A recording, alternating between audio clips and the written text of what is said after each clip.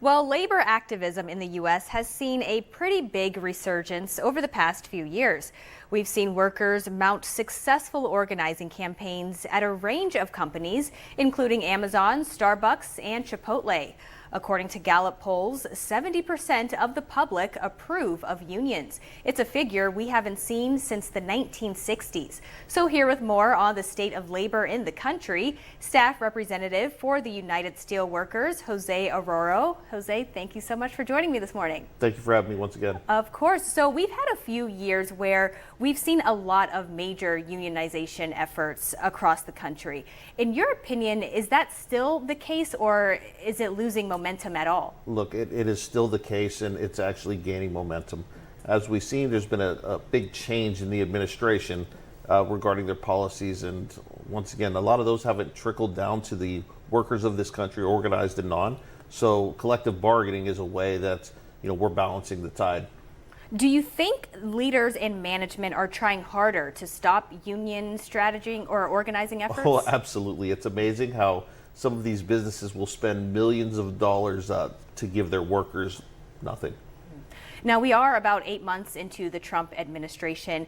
How is the state of labor under the administration looking right now? How's it doing? Look, in some way, this administration has caused a going back to the early days of the union, where we're doing more things on our own because a lot of our support organizations like the FMCS or the National Labor Relations Board have been cut to the bone.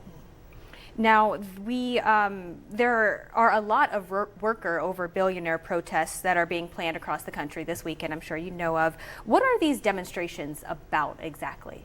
Look, you're getting a lot of people that are linking over one thing.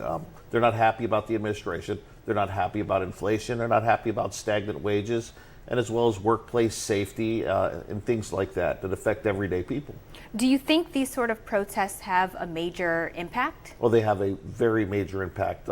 Once again, you'll see as the customers of these places are watching closely, and it does have an effect. How you treat your employees and how you treat your customers are really becoming big viewpoints here. Now, we've also seen the acquisition of U.S. Steel by Nippon out of Japan. Do you think it will be beneficial in the long run for U.S. steel and steel making here in America? Look, it's a very, very odd situation. They're not talking to us much right now since the sale. I will tell you that a lot of what was leaked was already sort of money that was already going into the plant that was leaked as new investment. But time will tell what goes on with Nippon, and as far as everything else, it wouldn't be remiss of remembering Labor Day with the people that we lost at the Coke plant at a Nippon plant recently. Now, there's a push by President Trump to bring manufacturing back into the country. Do you think that will work out in the long run? Look, manufacturing and organized manufacturing, or manufacturing that provides a living wage, are two different things to us. But we're more than welcome to bring these groups in, bring these companies back. But once again, it's collective bargaining that makes those jobs good jobs. All right, a lot of things to keep an eye out for and watch Absolutely. for. All right, Jose, thank you again for joining me. Thank you for having me once again. Happy Labor Day. Of course. All right, WFMJ Weekend Today. We'll be right back, so stay tuned.